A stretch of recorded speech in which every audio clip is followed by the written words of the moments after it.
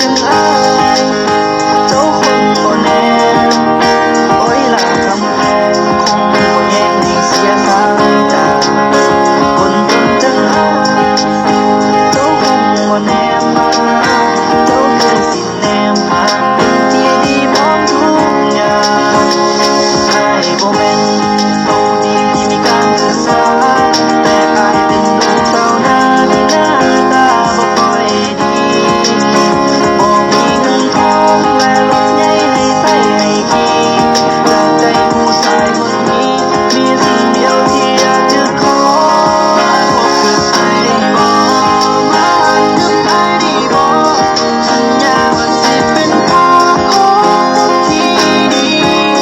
เจ้าเฮ็ดให้เจ้าต้องเสียใจแบบคนที่เคยเฮ็ดให้เจ้านั้นร้องไห้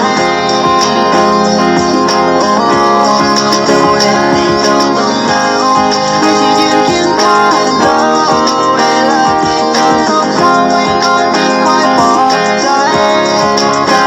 ว่าเจ้ายังบ่มีใครก็อยากให้เจ้าลองมาคบกัน อย่าปล่อยให้แกไปฝันอยู่คนเดียว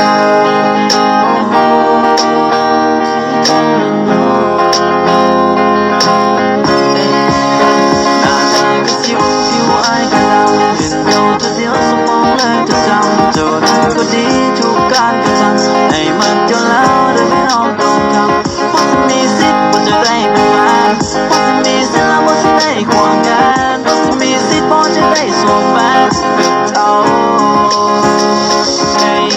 มันหักเจ้าและไม่แก้มแดงเจ้านั้นโคและเป็นตาแดงยาวแต่เจ้านั้นมันนอนแย่งเจ้าเอาเจ้านั้นทุกเศร้าแรงแย่แต่ได้เป็นพ่อของ